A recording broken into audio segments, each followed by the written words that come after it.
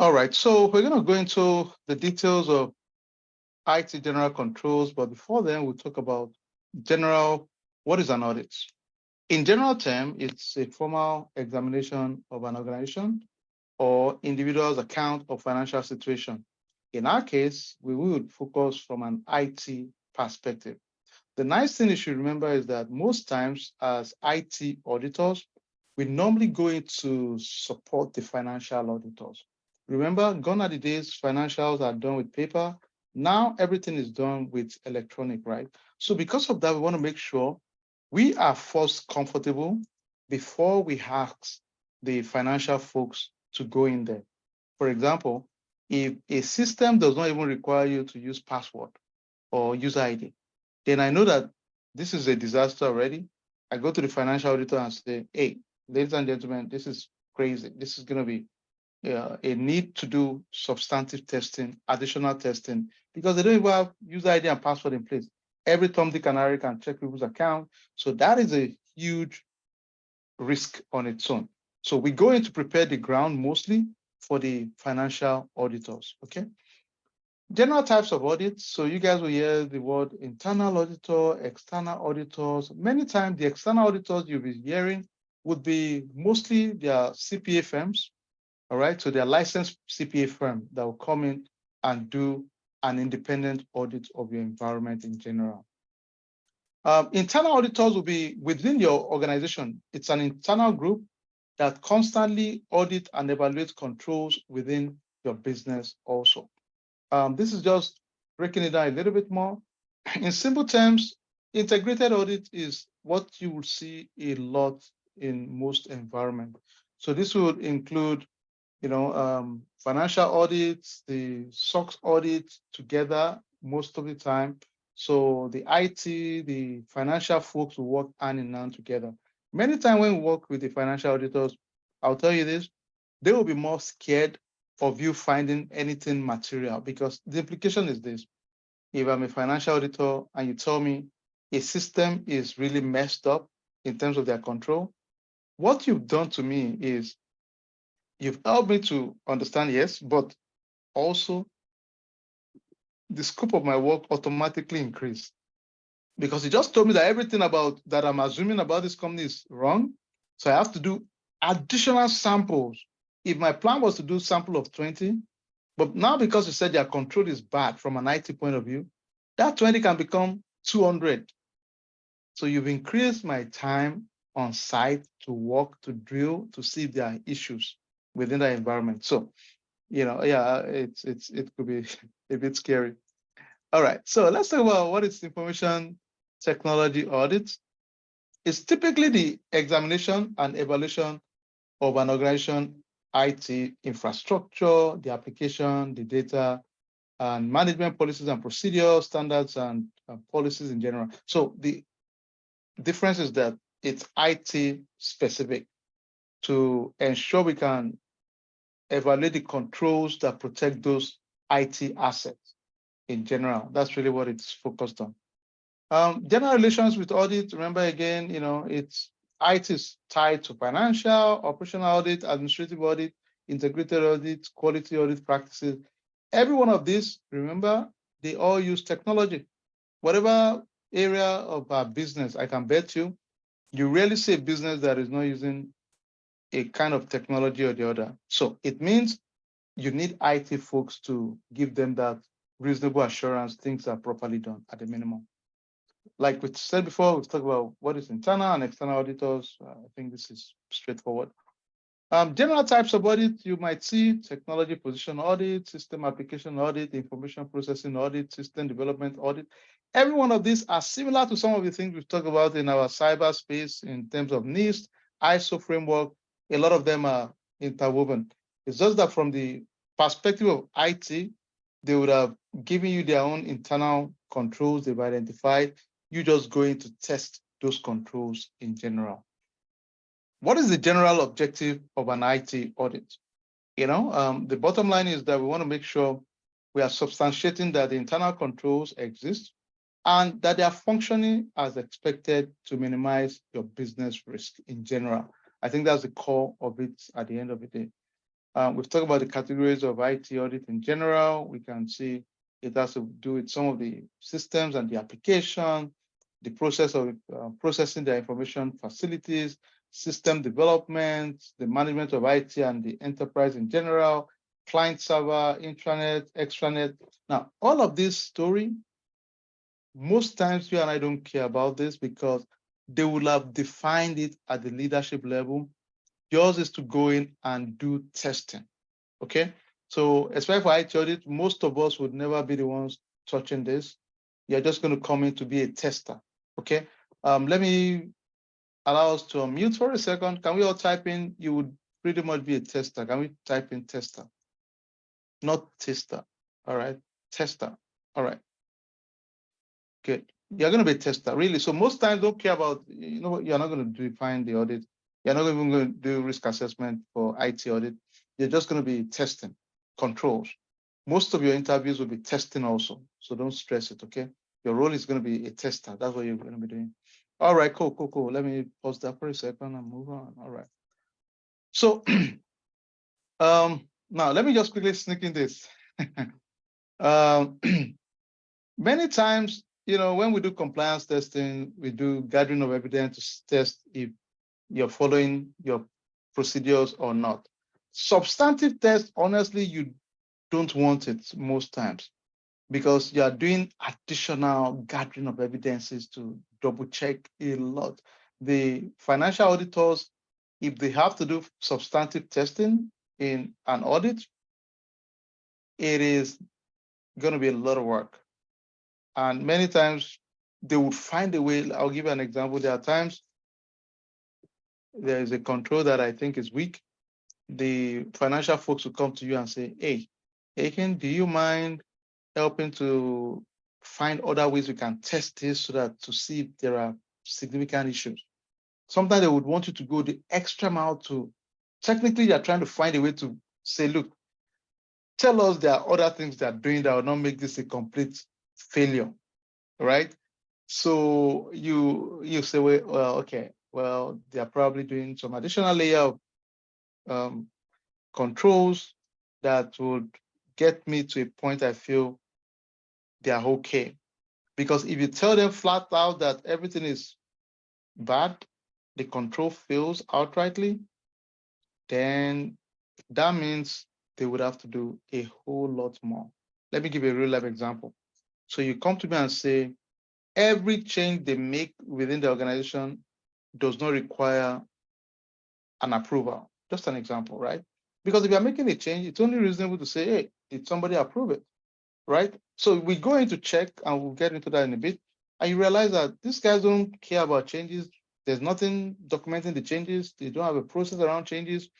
Then you ask and say, well, if they don't have a formal approval process, can we check if they send emails to their managers?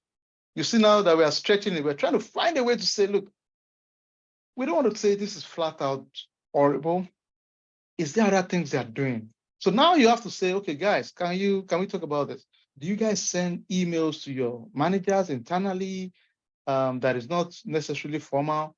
Then you say, yes, we do. Currently, we don't have a tool to make it automated, but we manually do it. Okay, then that makes sense. Then I'll select some samples to say, at the moment, they manually send emails internally. It might not be the best practice, but it is something done, right? So we might say, because of that, of course, we document effective documentation, then we can pass it. All right. So I'm just giving you some real life angle to it, the way people think around this, so that we don't. Then remember again, at the end of the day, there's a lot of cost implication too. If you are staying too long in an audit, you are paying your auditors, the time of your staff participating in it, external auditors coming. So we are talking about your cost center is just blowing up. It's getting crazy. You're incurring costs. So people are thinking from multiple angles to make sure we are still effective, getting results, and not blowing up the cost for an audit. Okay. So how does an IT audit perform? One thing I'll tell you, let's type this together real quick. This can be something that will just to challenge you. Can we all say, always use the word risk-based. Can you use that word real quick? Can we say risk-based approach? Can we all use that word real quick? Risk-based approach. Let's go, everybody. Thank you. Now, the reason we have to think risk-based is this. At the end of the day, let's think together. No matter how rich a company is, you can't be so rich that, okay, remember there's a reason Bill and Melinda Foundation still asks you and I to give them money for their foundation. You would have said, dude, you're worth $120 billion. Why do you need me to pay for your foundation? Because nobody has unlimited resources. That's the truth, right? So because of that, we cannot test every system in your company. Let's put it in perspective. Some companies that are big, they have thousands of applications, thousands. So are you going to tell me I'm going to test all their 1,000 applications? That's crazy. We can't do that, right? So we have to use a risk-based approach. Let me just throw it out to see, just gauge our thinking. If I say risk-based approach, what would be some things I'm thinking about? Just give me some example. Just generally, what are some potential considerations? Meaning I'm looking at this from which of this system has high risk? Yeah, I love that. High risk area. Critical application should be also. Mary, that's it. You guys are on. That's it. We're thinking of it, okay, authentication, which is more vulnerable, which one has history of access control, what is the impact, which one is important infrastructure, critical IT. That's high value, yes. Because in your mind, you're thinking of, okay, if I say high value in your mind, I'm also thinking of, which of them has, I love that thing, customer facing, which of these has customer facing in terms of putting critical data? Which of them is processing financial records? Because remember, anything sucks is really along financials, right?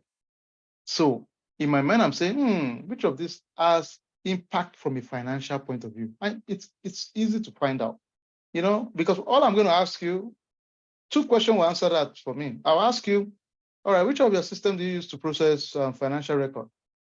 You tell me, well, we use SAP and we use PeopleSoft to do payroll. All right. Which of your system process your benefits? You tell me, yeah, we have our Fidelity account, MetLife account is being processed with this tool called Workday. All right. In my mind, that's critical because I'm thinking of, okay, this is serious stuff, right? Because now it's processing records that can be compromised. So those are the big deal. And let's be honest, let's forget all the big talk everybody's saying. For a business outside of regulation, which they don't have a choice, their biggest issue is financials, right? Do you think business they would care if our data is compromised, if there was no law against it? They will not care. Even with the laws, you see a lot of these social media folks just don't care. They will tell you that, well, we've put some fine print. How many of us will say, by the way, I'm logging to Facebook, I'm opening an account, and I'm reading all those bunch of junk, and I'm reading everything. But they will tell you that, well, there's a disclaimer written there in one tiny fine print, and if there is a lawsuit, they'll just bring that thing up and tell you, by the way, you have this thing. It's so ridiculous at times. If someone say, well, you have this fine print, out of 20 pages of your bunch of jargon, you're telling me to read it and there's the fine print there. But that's, but I'll protect them from lawsuit for sure. I say operational impact, yes, very, very important also. So you would think from a risk-based point of view. Every point you've made honestly makes sense. The databases too, because the database stores information. So I want to know which of the database stores or process financial relevant records, right? Okay. All right, let's move on. let me pause for a second. I like that third-party thread. Absolutely, that's another one. Internal controls. Remember again. Let me ask you guys one question, just to get us thinking. Let me ask you, because this is real life, folks. Who designs a control for an organization? This is tricky. Let's see. Who designs a control? Remember the control is just saying, what should we not have that can protect? What should we have that could protect us from certain risk, right? So who designed it? Somebody said security architect.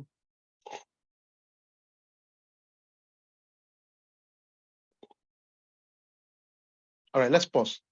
Can we all of us must type this, very important.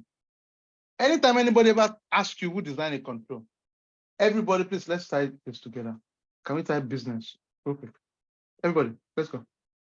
Everybody must type this, please. Quickly, quickly. Go, go, go, go. Now, the reason the audit board and all these other people would not, because think about it, it's you. You are the business owner. It's your process. And, you guys would agree, for those of us working in corporation, there are so many units within your business. So an outsider I cannot come and design your control for you. Now, I can come in and design a control, but I cannot test the control again because of independent issue. So if you bring me in as a staff to design your control based on my knowledge of your environment, right? That's a different conversation. But if I do that, automatically I can never test it again because now there's an independent issue, right? If I'm part of the people that design the control, then I can't test it. That'll be conflict of interest. You agree with me, right? So for all control, we are talking about, testing those controls. So in general, the business designs the control. As simple as that. Exactly. And generally, one thing I'll just throw in there is evidences. For every test you do, we have to always have evidences in general. Because one thing you should remember in audit is whatever you do in audit, you hope a third party can reperform the same test. That's the goal at the end of the day. Can somebody come in, reperform the same test, and reach the same conclusion at the end of the day? So, if somebody can come in, reperform the test, and reach the same conclusion. Now, that's where it's tricky.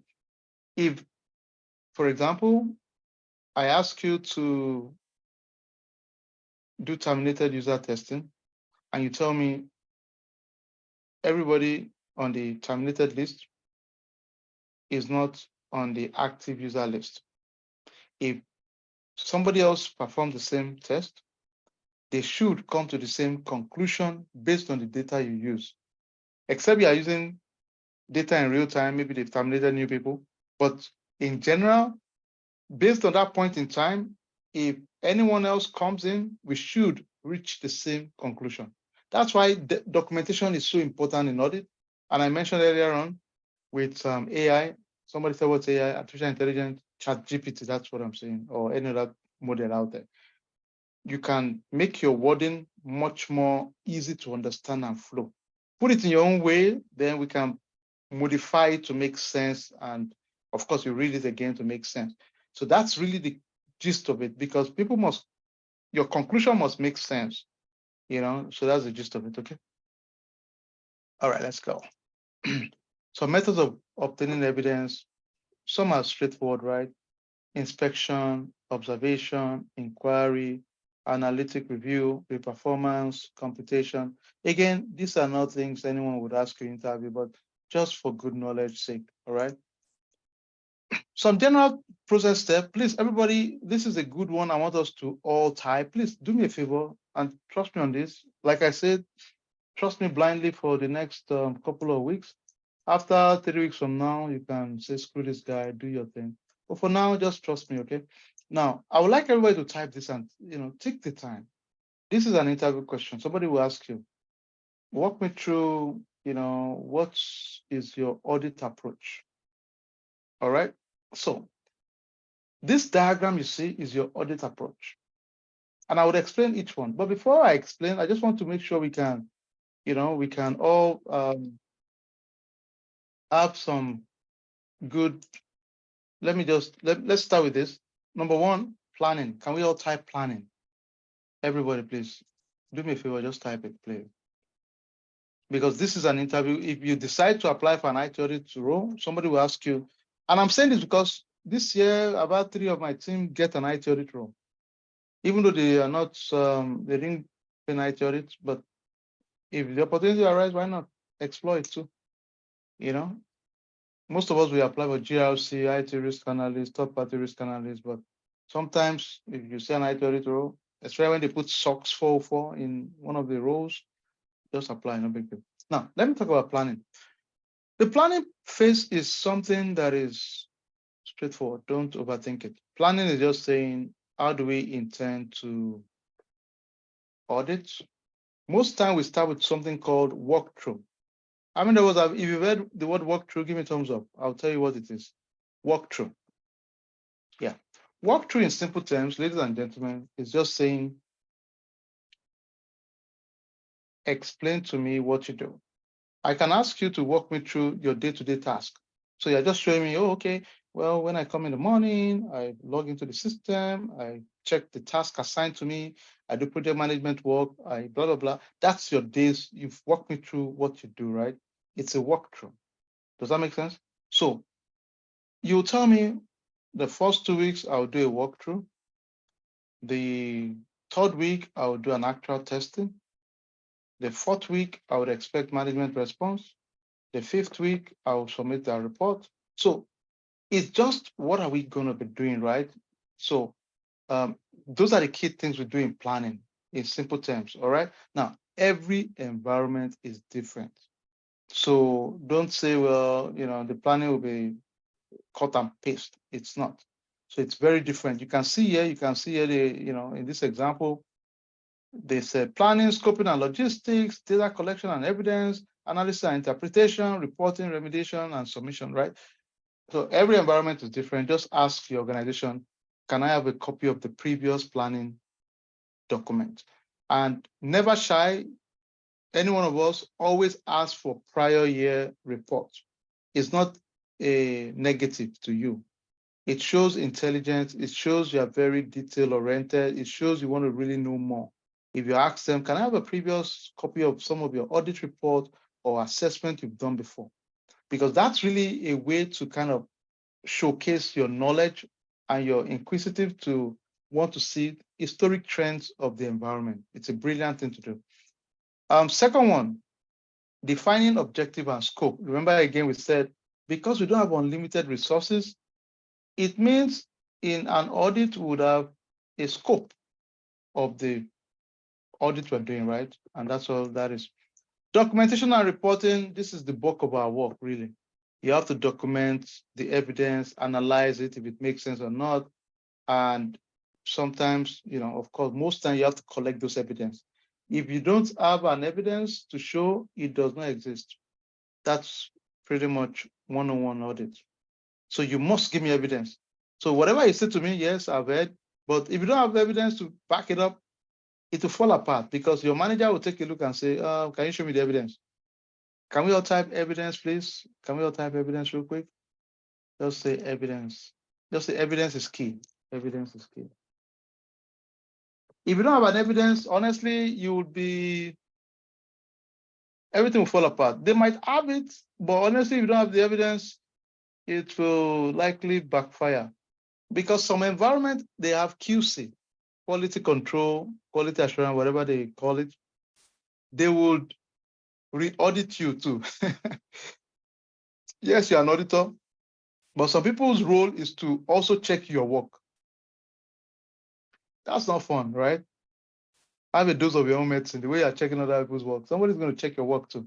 QR. So yeah, and one thing you don't want is you don't want those guys to come and, okay, let me take it back. If you're an external auditor, like I was in the past, right? It's fun because you come and audit everybody, right? Both the first line, second line, you just come in and do the big bang audit. Nobody's necessarily auditing you, right? Besides your own leadership. So it's fun.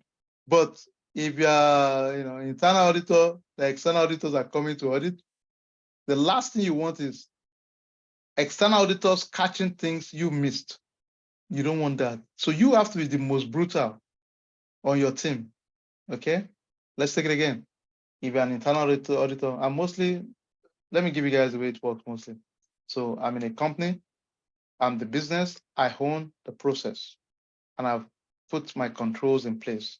The control might be make sure we are checking terminated users every quarter, meaning we're just checking to make sure we remove people that are terminated in my business. That's the control.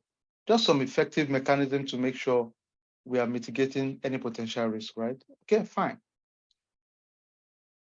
The second line will come, which is the internal auditor, and they'll come and test it and see if there are terminated users in the active user list. All right. They come in and they just, okay, we're auditors. They come in, they check my work because I'm business, right? I do internal control within myself to make sure I'm good. Then these internal auditors will come in and test me and say, I noticed two things. Two people were terminated, but they are still active in the system. All right. The external auditors, which is like the overall big daddy now, right, comes in and say, all right, let me do my own test too to check my work and business work, because I'm supposed to be the one to catch what mistake business made. So the external auditors now come in and say, oh, by the way, you screwed up, business screwed up, you all are just gang of, screw up. We don't want that because it reflects bad on me.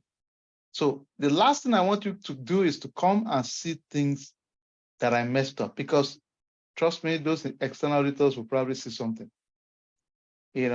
Um, I've never run a project in the past then that I don't see something. If I don't see something, I must. How would I justify being paid?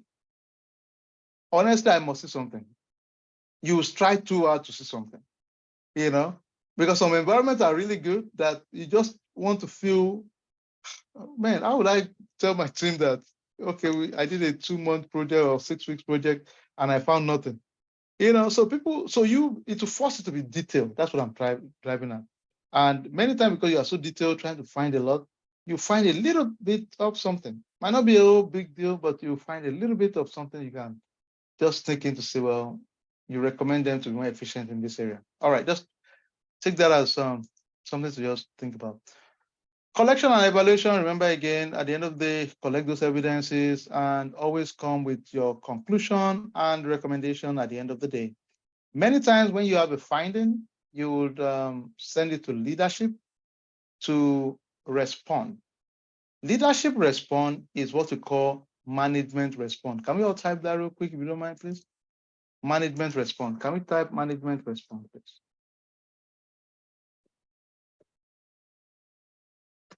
Let me take it again. All I'm saying is that you find something, you might say, I found 2 terminated users in your system. Management response. And let me tell you one thing. If you want to be an IT auditor, you have to be so diplomatic and very savvy, really, because at the end of the day, you want to make sure you don't cause more problem. So in management response, they would okay, let me tell you what they would first say. Standard, they would challenge you and say, all right, Mr. Auditor, you've said all this fancy word. What is the risk? Can we all type that real quick? That's going to be a popular question they will ask you. What is the risk? Anytime you see somebody saying, okay, what is the risk? It's just a way to say, we screwed up. So what? What's the risk? That's a popular thing management likes to say. The reason they're asking what is the risk is, yes, they know that they didn't comply to this control, but they are saying, dude, okay, what's the risk? If there's no risk, why are you stressing us? I beg, move on. Just move on, dude. But I don't care. As long as it's part of your controls, I'll still call it out. If you think there's no risk, then remove it from your control. Right? That's fair enough, right? If you say it's not a risk, then it's simple. Remove it from your list of controls in your organization. As long as it's part of your list of controls in your business, it's fair game for me to check it, right? But in audit, will be nice. Smile, relax. Yeah, I understand. I get it. Just keep saying, yeah, I understand. I understand. But you're not going to change the results because it's part of their control. And many times you always, of course, discuss with your managers, right? Yeah, the auditor will always tell them the risk, though. Yes, ideally you have to tell them the risk, because, but the point I'm making is that, to be honest, sometimes the risk is not really like a big deal.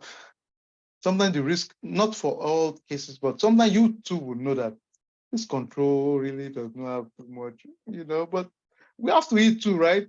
I mean, that's the way I kind of look at it, because even I know that, yeah, these people have a point. The risk is not really. Let me give you an example so you can relate with it. For example, most of us, let's say you have access to a system in our business. The system is used for operational work, right? to process basic operational thing in our organization. Fair point. However, when you were terminated, we removed your access from the network. Let's take it again. If I remove your access from the network, in reality, you don't have access to anything again, right? So even though you tell me that, well, you did not remove his access from this operational tool, yes, but he cannot enter our network.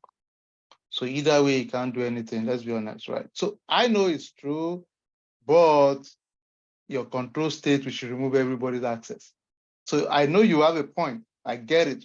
Because technically, and that's why mostly when you leave a company, they don't have time to start removing you from all your the different applications. They will just remove your network. Once you're out of the network, you don't have access to anything else.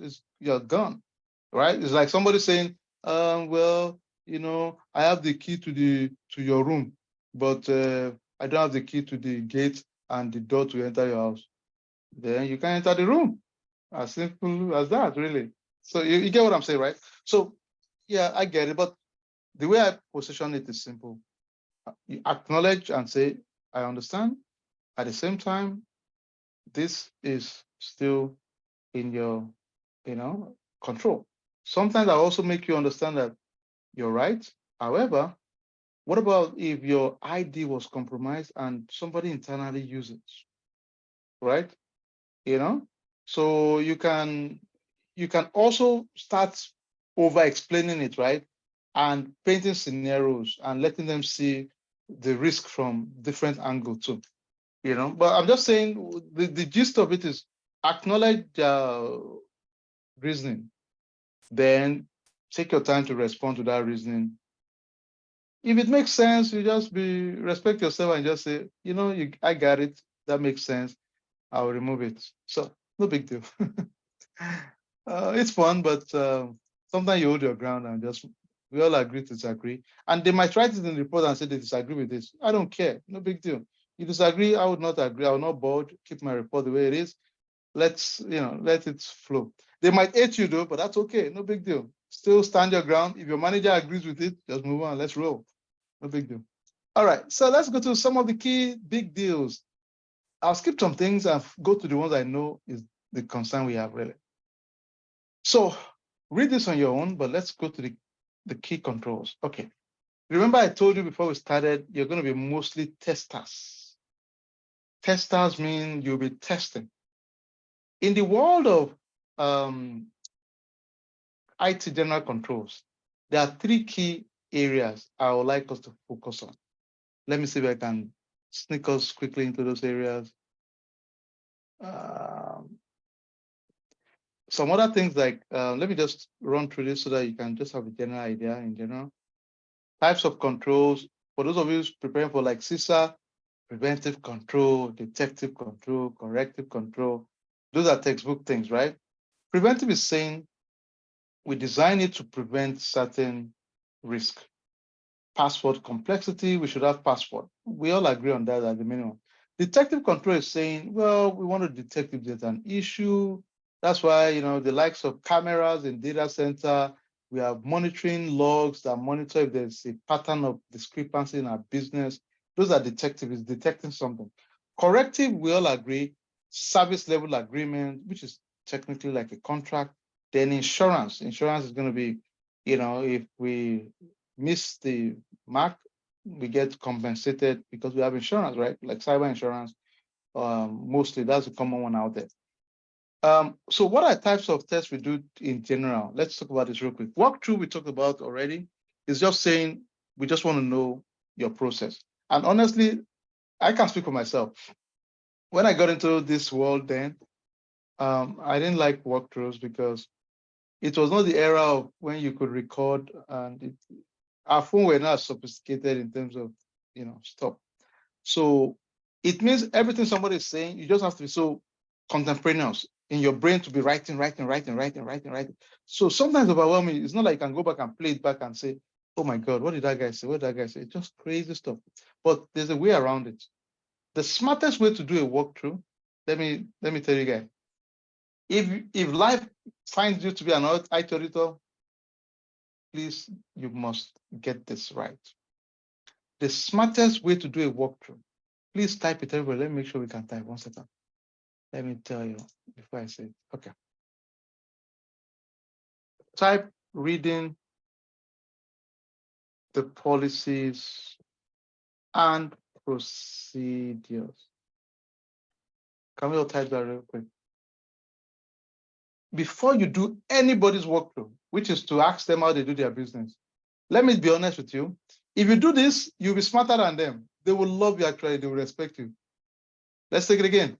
If you ever have a meeting or a walkthrough with anybody in your business, don't start it. Man, I just saved somebody's life in terms of professional today. I'm telling you, believe it or not, I've made your life so easy and sweet, painless with this statement. Policies and procedures. Because what you're going to do is this. Before the meeting, you've documented the policy and procedure, what they are supposed to be doing. You know it. So to be honest, to be actual, factual, if you go to a meeting and you are not speaking intelligent, after I've given you my policies and procedure, I'll be pissed off because I'm thinking in my mind, dude, I spent all this time to go get all these documents for you, and you're still asking me all the same question after. It's rubbish.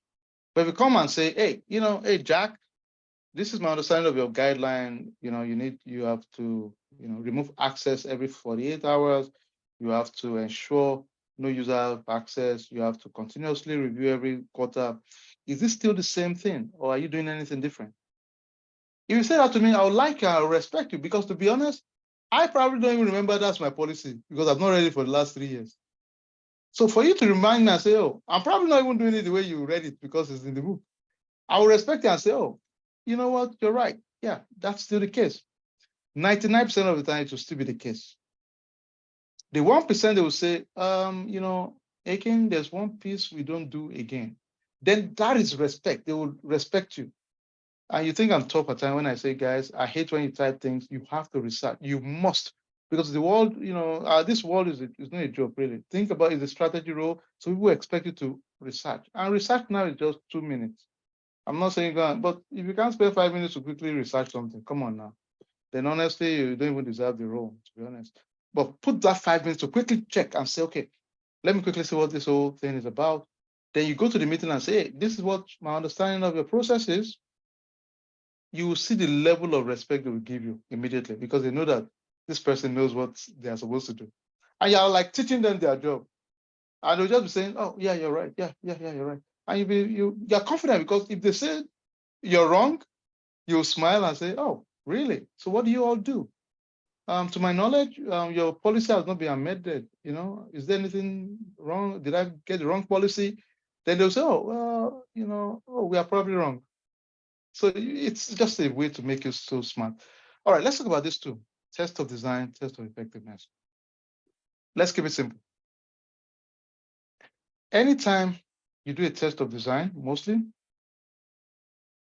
it would give you a reasonable conclusion if to do a test of effectiveness or not.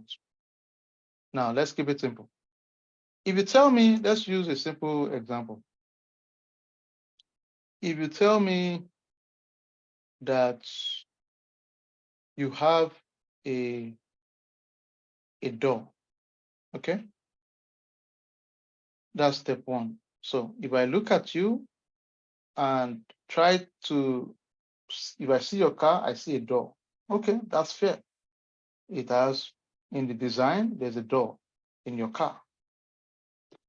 Having a door in your car does not mean the door is working as designed. Let's take it again. There are two ways to look at it. First, outrightly, there's no door. If I look at the car, there's no door. So why do I need to test if the door is working or not? There's no door now. So it's over. So we are good. So we just end it there. It's like a loop. There's no door, ended. We are not going forward. But if I see a door, it means I have to now go further and do a test of effectiveness. Is the door working as designed? I'll ask you, lock the door. You lock it. Then I go and open it. I realize, oh, it's still opening after you locked it. Then we know that in our test of effectiveness, the control is not working as designed. It's not working. So now they know that, oh man, we are screwed. This is not working. Yes, your tester design, you have something, but it's just not working because now I'm testing it. I'm getting into the details of it. It's not working. As simple as that. So the same thing for us when we do testing. If the design is messed up, for example, if I ask you, do you do terminated user testing? And you say, we don't. Then why are we testing if it's effective? You're not even testing it in the first place. So the loop just ends there. So those are the three ways typically you do walkthrough, test of design, test of effectiveness. Mostly when we do test of design, we always do just one. We just select one sample to test, typically. We don't need to test a lot. But when we get to test of effectiveness, we are taking multiple, we are taking a lot at that point, depending on your sampling methodology within your organization. All right, let's see. All right, let's go to the next one. Hopefully it makes sense.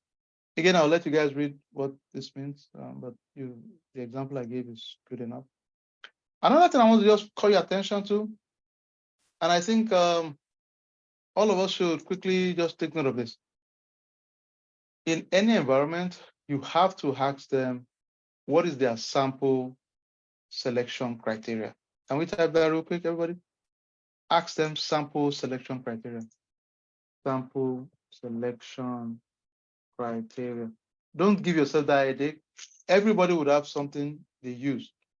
Now, you can give them ideas and say, well, and of course, you can always pick this as a good practice, but they should have a sample selection criteria.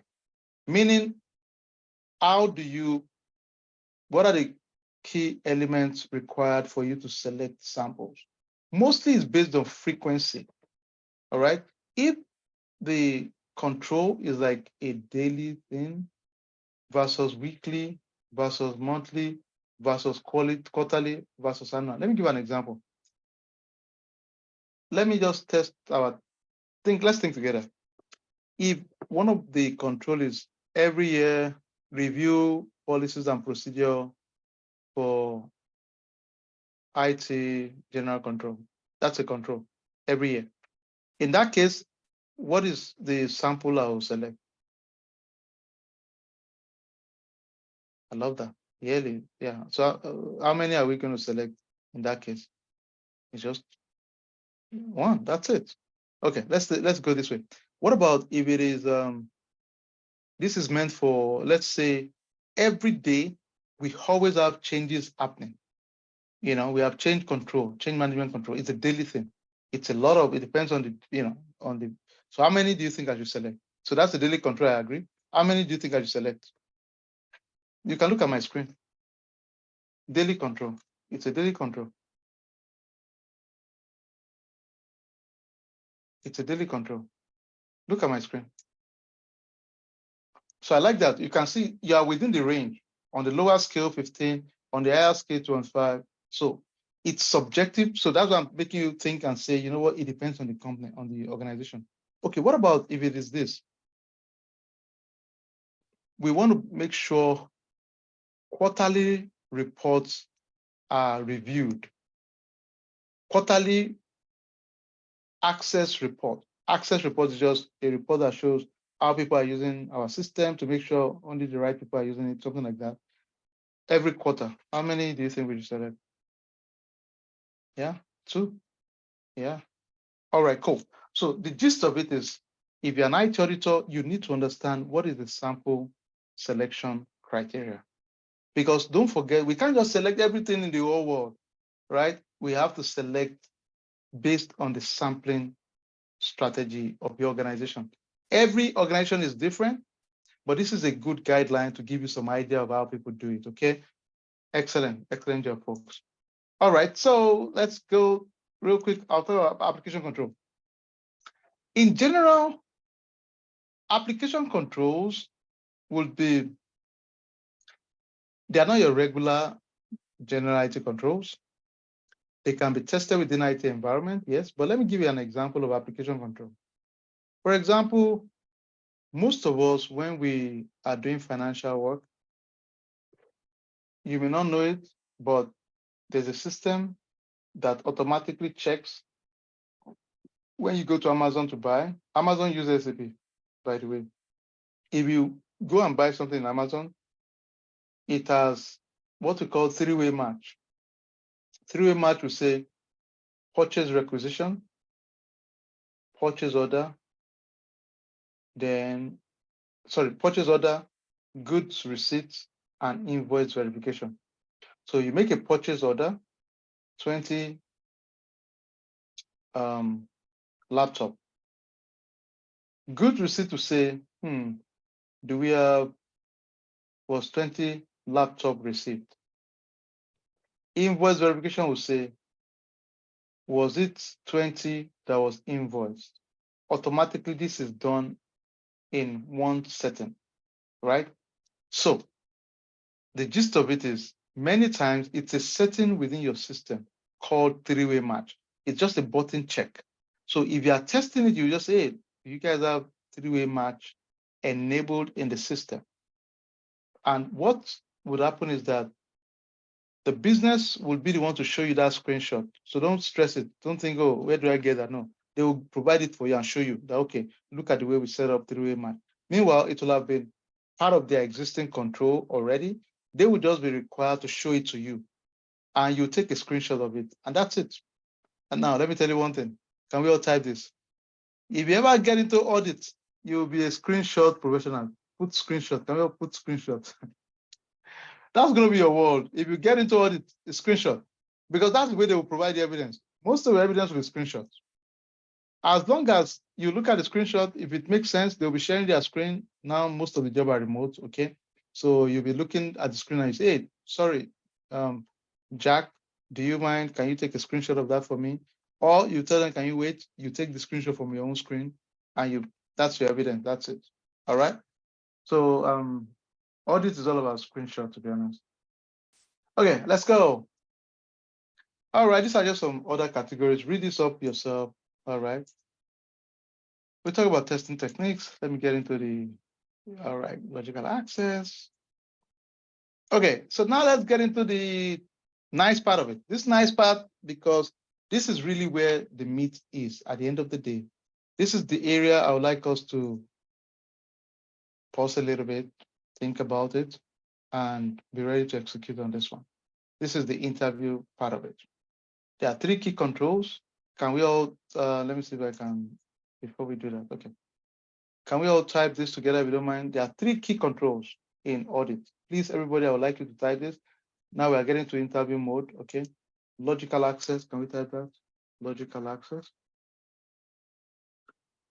Can we also take a step and say change management?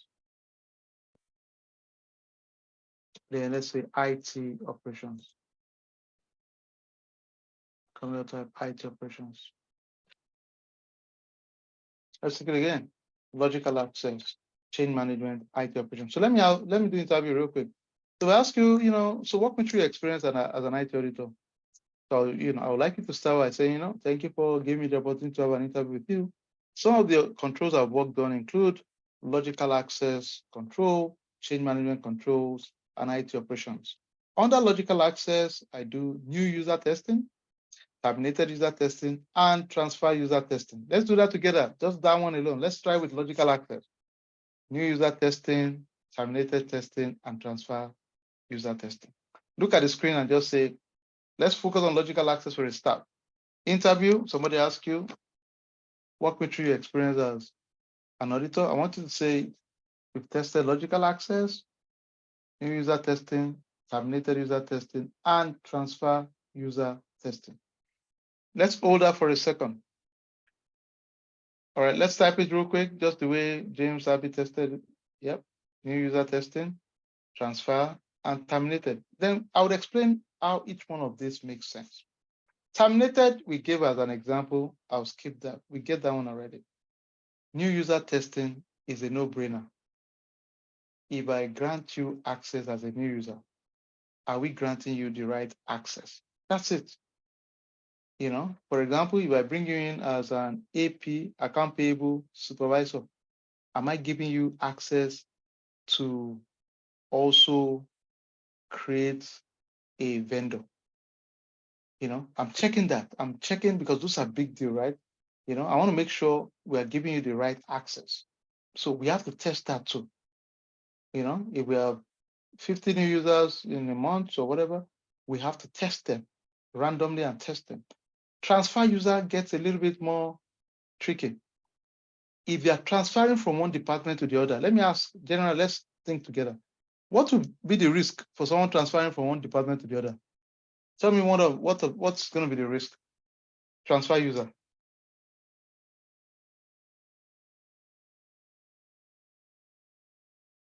Predico, you're awesome.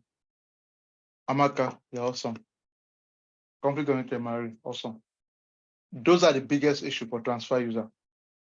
One of the issues I've seen in the past is if you transfer from one department to the other, it's a big access creep because you give them elevated access and unknowingly you do it, it becomes a big nightmare. Especially if you are using all this ERP application, it becomes a huge, man, it can throw away your metrics so badly that you'll be so scared that, man, I'm really in trouble. So it's a big deal. Elevated access creep, it's a big deal, very big deal, okay? So, all right, so let's talk about them now that we at least have an idea. In general, when we talk about logical access, all right, we're going to talk about the first one, system parameter settings. So in general terms, we are saying in logical access, we want to make sure the reasonableness of the setting. All right, for example, minimum password length. Is there an initial one-time login? Is the password composition alphanumeric? Is there frequency of false password changes? And these are all settings within your application. So all you would ask is, can you give me evidence to show this settings is properly done? For example, if the password length in your policy states that it should be 8 and alphanumeric, all I'm asking is show me in your system where it shows the setting as 8. That's all. All right. And you can see this example to show you a password setting in Active Directory for Microsoft. It shows their group policy. So for example, if you look here, it says, let me ask you what you think here. What would you say is the password minimum length here? Tell me what to see. Type it. What's the password minimum length? 25. Thank you. What about how frequent do they force you to change password? Love it. Yes. Okay. What about, is the password complexity enabled or not? Now, what that means is simple. Is it alphanumeric? Is it complex enough? Some people will set it as no, and that's a big problem immediately. You get it. That's it. That's the big part of it. What about, is the idle session lockout set? Idle session is if I walk out, go to the restroom, before I come back, does it automatically log up? Yes or no?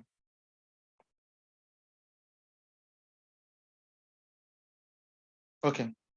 All right. What about, what is the account lockout threshold? Meaning if somebody is trying to log into your account, how many times should they attempt before it locks them out? 15 attempts. In reality, that's, of course, do you guys think that's excessive or is reasonable?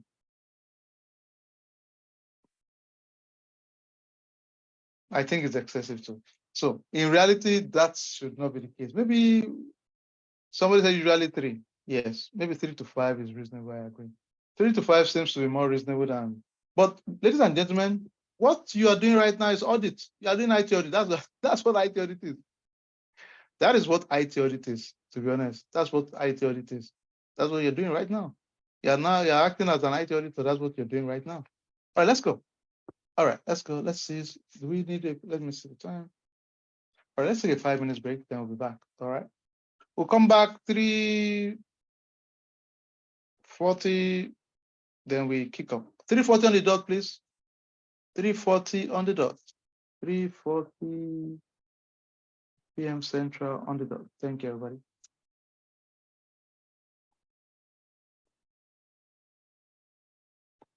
4:40 Eastern time. Yes, you're right.